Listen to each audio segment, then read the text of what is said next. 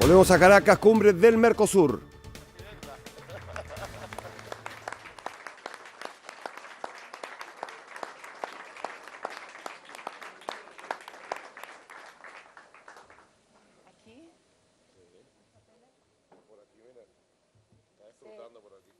Aquí me está escoltando, acá me está escoltando.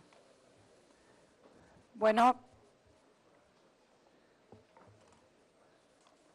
en primer lugar, agradecerte, Nicolás, a ti y a todo el pueblo venezolano por el cálido recibimiento. Especialmente quiero dirigirme a la juventud del Partido Socialista Unido Venezolano, que me estaba esperando a la salida del hotel cuando hoy salí para aquí, y realmente tuvieron una actitud de mucho acompañamiento, de mucha solidaridad, pero sobre todo de confraternidad militante. Me trataron como una más y realmente es un gran orgullo. Yo quiero detenerme y voy a leer algunas de las frases, más que frases, conceptos e ideas.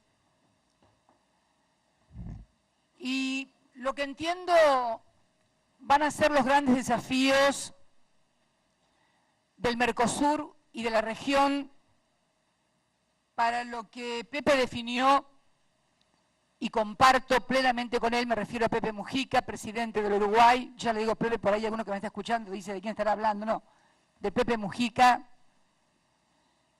como una nueva época. Estoy absolutamente convencida como él que estamos ante una nueva etapa en la civilización.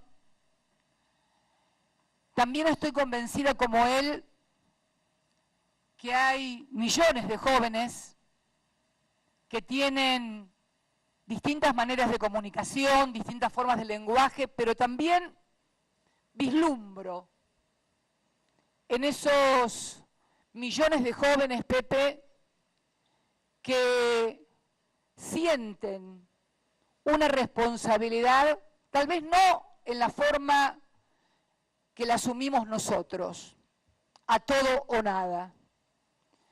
Tal vez de otra manera, como vos decís, ni mejor ni peor, diferente, porque también tenemos que terminar, los que tenemos alguna edad, de calificar si somos mejores o peores. Cada uno hizo lo que hizo en un contexto histórico, político y social que de acuerdo a sus convicciones así lo explicaba y así lo ameritaba. Yo creo sinceramente, porque lo veo aquí, lo veo en mi país, a muchísimos jóvenes que comprenden que hay un mundo nuevo, que hay nuevos compromisos y que hay una línea, sí, que conecta lo anterior, no voy a decir lo viejo, lo anterior con lo presente y con lo futuro, y que es la necesidad de un cambio y de una transformación profunda en un mundo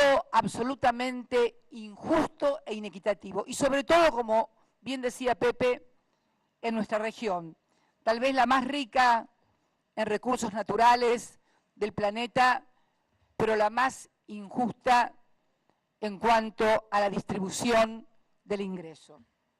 Quiero también referirme, para no olvidarme, a algo que mencionó Dilma Rousseff, presidenta de la República Federativa del Brasil, cuando habló de la necesidad de fortalecer, antes de hacer una breve reseña de lo que constituyen las crisis y han constituido las crisis económicas y la actual situación de Europa y del mundo, de fortalecer nuestros mercados internos como un modo de reaseguro para hacer frente con instrumentos más eficaces, porque además nuestros mercados internos han sido los grandes instrumentos que nos han permitido realmente mejorar la vida de millones de compatriotas. Pero me permito agregar a esta necesidad que ve Dilma de fortalecer nuestros mercados internos, la idea de Pepe.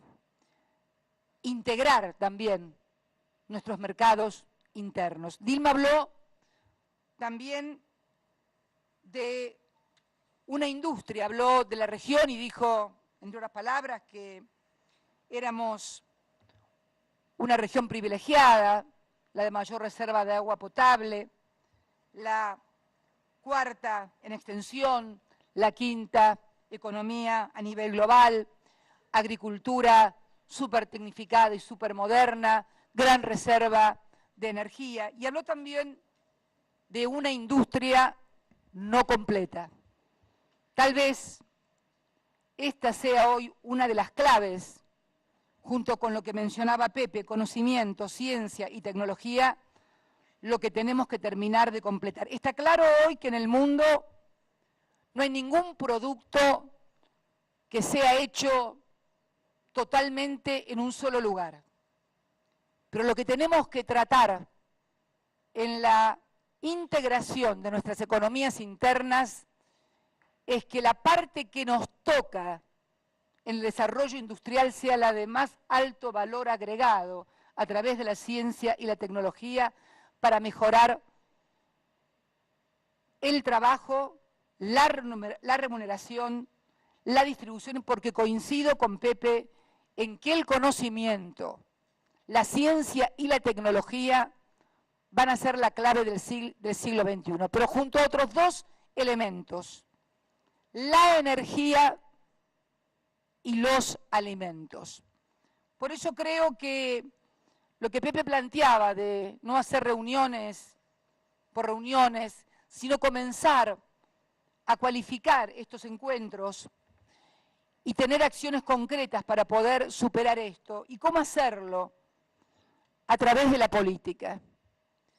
La integración de nuestras economías internas no la van a hacer los empresarios. Es una decisión que se toma desde la política, acompañando, articulando a los esfuerzos empresarios. Porque si dejamos esto únicamente en manos del sector privado, sin articularlo como una decisión política, no vamos a tener buenos resultados. Y aquí quiero tomar el ejemplo del gigante asiático al que se refería Pepe, al que se planteaba el interrogante si era un lazo o era una mano. Y yo me permito, Pepe, decir que es una mano. ¿Por qué?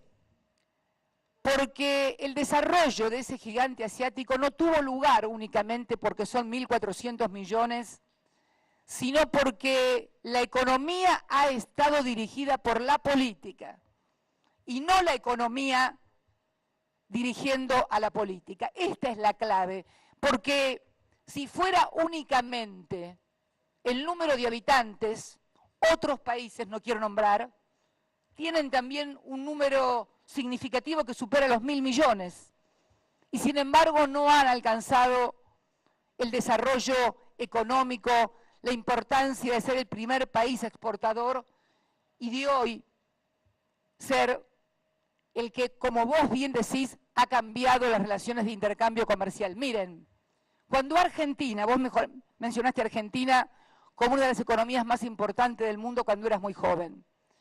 Cuando Argentina, en el año 49, fabricaba locomotoras, trenes, aviones, autos, rieles, hornos de fundición, Mao recién llegaba a Beijing después de una larga marcha y una hambruna total y una gran discusión con el otro bloque comunista que le decía que jamás iba a poder hacer una revolución con el campesinado, porque las revoluciones, la dictadura del proletariado solamente se hacía con los obreros. Y Mao les contestó que iba a poder hacer la revolución y la transformación porque había observado en la larga marcha que a los árboles de los costados de los caminos le faltaba corteza, y no porque alguien lo cortara para hacer casas, sino porque la cortaban los campesinos muertos de hambre para poder comer. Es entonces, compañeros, y si me permiten decirle compañeros y compañeras, con lo que significa, no la palabra desde lo partidario, sino desde la verdadera etimología, que es compartir el pan, es que la clave está en subordinar la economía a la política, pero no para hacer gansadas o estupideces, sino para planificar el desarrollo de un país.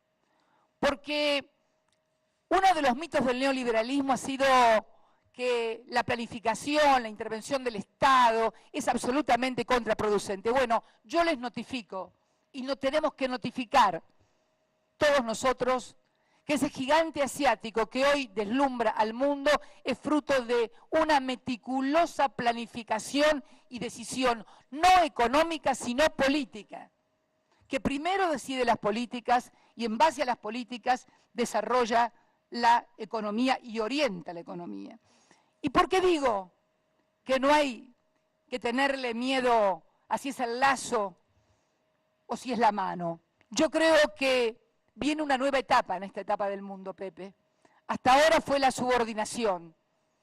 La caída del muro de Berlín planteó la ilusión del fin de la historia y la hegemonía de uno sobre el todo. Pero la realidad nos está demostrando un mundo multipolar que va a requerir más que de la subordinación, de la complementación y de la cooperación. Fundamentalmente porque además, y por lo menos así lo percibo yo, ese gigante asiático también está muy preocupado porque sus 1.400 millones de hoy, que seguramente van a ser para el año 2050 tal vez 1.700, 1.800 o 2.000 millones, tengan asegurado su alimento, su energía y todo lo que, su agua y todo lo que hace el desarrollo. Por eso somos economías complementarias. Y al ser economías complementarias no nos convierte, al contrario, en meros proveedores de commodities. Porque además, los commodities que producimos nosotros, Pepe, no van a alcanzar tampoco si no le metemos ciencia y tecnología para poder multiplicarlo, no van a alcanzar tampoco para el año 2050, por más que tengamos e intensifiquemos y pongamos todavía más tecnología a la agricultura. Vamos a necesitar de la multiplicación de los peces y de los panes, pero no desde la Biblia, sino desde la ciencia y de la tecnología. Eso es lo que vamos a necesitar y estamos en condiciones de poder hacerlo y ellos lo saben. Lo saben porque, como vos decías, son miles de años de historia, no son 200 años de historia como tenemos en toda América. Y no tienen historia de colonizadores, porque invadieron muchas veces, pero se dieron cuenta que las invasiones no servían. Y cuando los europeos todavía andaban en los árboles, habían descubierto la pólvora e inventado la rueda. Entonces yo creo que tenemos que apostar el Mercosur y toda la región precisamente a una integración inteligente, a ser inteligentes, a lo que vos planteabas. Estoy totalmente de acuerdo con vos. A bajar también las reservas o los celos que muchas veces tenemos producto de las historias que nos han metido desde afuera para separarnos y dividirnos en divisiones que son absolutamente artificiales porque no tienen que ver ni con la historia, ni siquiera con nuestras propias fronteras. Creo que la única frontera geográfica natural que existe en todo el continente es la que tenemos nosotros con Chile por la cordillera de los Andes. Fuera de esa hay mucha más división entre un capitalino, entre un porteño y un formoseño que entre un formoseño y un hombre de Asunción, de Paraguay, uno de Clorinda que cruza el río todos los días. Lo mismo nos pasa con entrerrianos y uruguayos, con los porteños. O sea, las fronteras son absolutamente artificiales. Entonces, yo creo que nosotros tenemos una oportunidad histórica. Vos lo dijiste, yo estoy convencido, y yo lo repetí también, con motivo de la visita del presidente Xi Jinping a mi país. Se abre una gran oportunidad para toda la región. Depende de nosotros mismos, de cómo nos asociemos estratégica e inteligentemente entre nosotros para aprovechar esta oportunidad. Porque no tengamos miedo, no tenemos que tener miedo, tenemos que tener inteligencia. Suplantar nuestros prejuicios y nuestros miedos por inteligencia e instrumentos que le ofrezcan al otro satisfacer las necesidades que tiene hoy y que va a tener en el futuro, pero no en un futuro dentro de 1000 años, en un futuro de 20 o 30 años. Tienen planificado hasta el 2050, donde aspiran a ser una nación prósperamente feliz. Para el 2012, 2015, 2020, una nación razonablemente acomodada. Objetivos. No tienen otro remedio que fijarse objetivos, porque cuando uno gobierna en un país de esas magnitudes, si no se tiene objetivos claros, es imposible. Esto es lo que nos ha faltado a nosotros.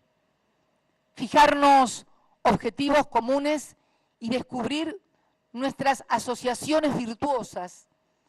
Y también, tal vez sea responsabilidad de los países que tienen mayor volumen en su economía, tomar la responsabilidad, no para mandar ni hacer indicaciones a nadie, sino para identificar en qué podemos ser mejores, cómo debemos asociarnos. Yo muchas veces he dicho, nosotros tenemos, por ejemplo, con Brasil, radicados en nuestros países a todas las terminales automotrices. No hay ninguna terminal automotriz ni argentina ni brasilera, ni en la República Argentina, ni en la República Federativa del Brasil.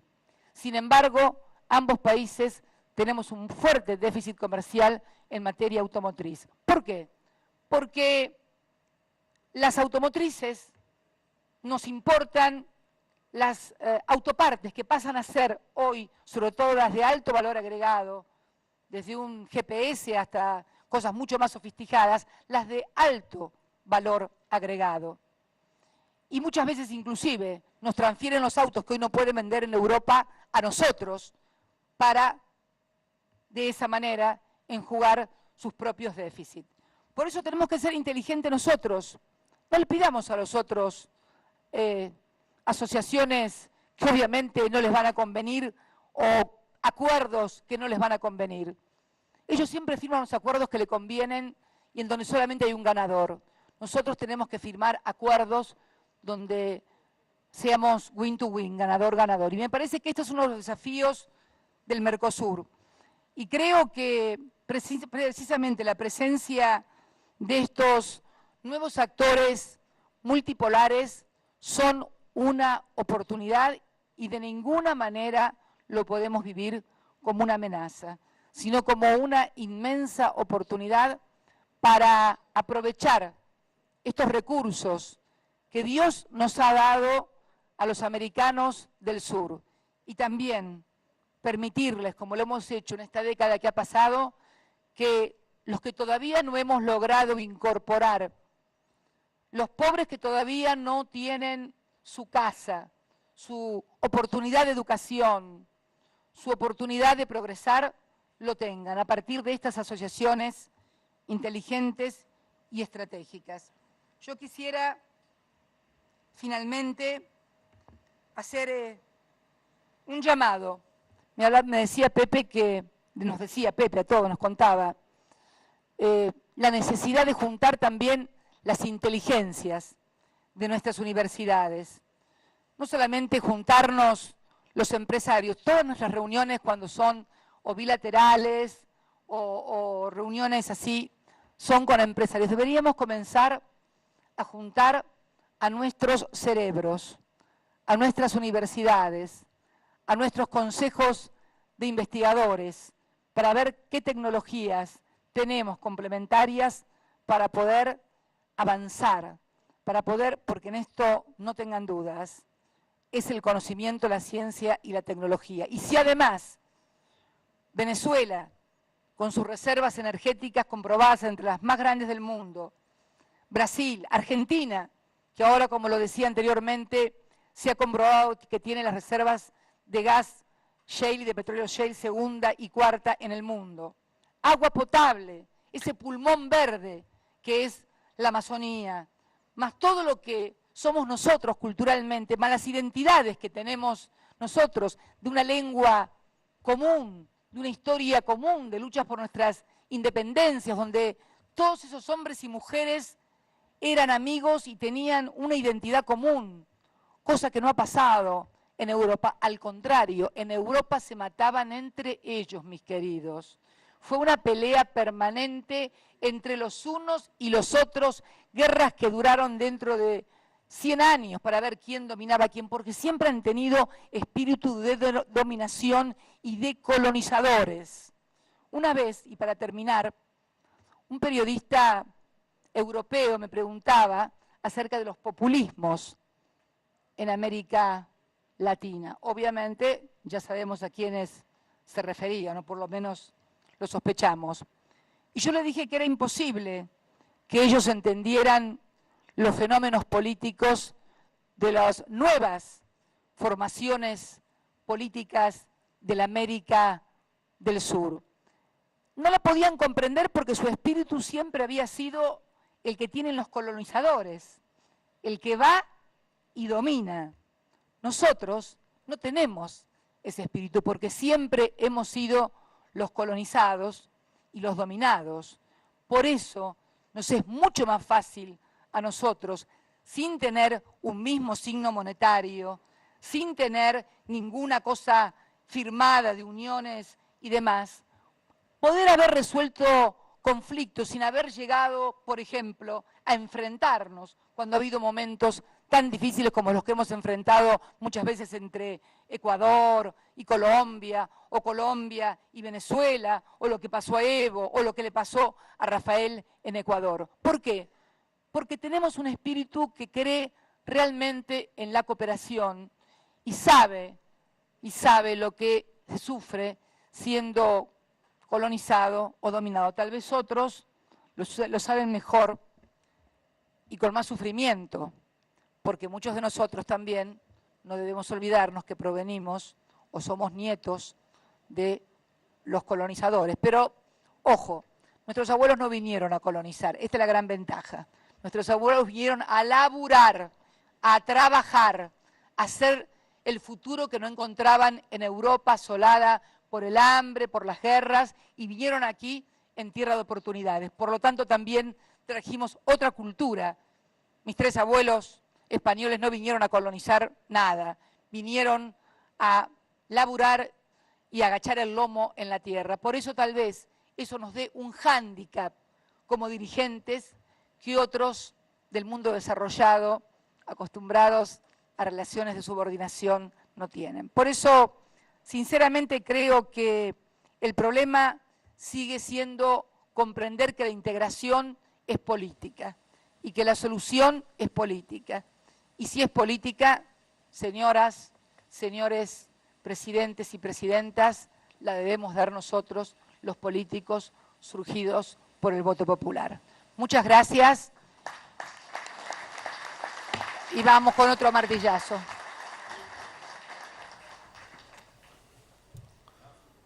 De manera da su discurso la presidenta de Argentina, quien asume, señoras y señores, de esta manera concluye asume la cumbre de jefas y jefes de Estado del Mercosur y Estados asociados. En momentos anteriores A escuchamos todas al y todos los presidente de la presentes por su República, amable Nicolás atención. Maduro. Cumbre del Mercosur allí en Caracas, en Venezuela, que acaba de finalizar con el discurso de la presidenta argentina. Recuerde, a las 20, edición central de Visión 7, allí estaremos desarrollando toda la información de la Argentina y del mundo. Los esperamos. Hasta luego.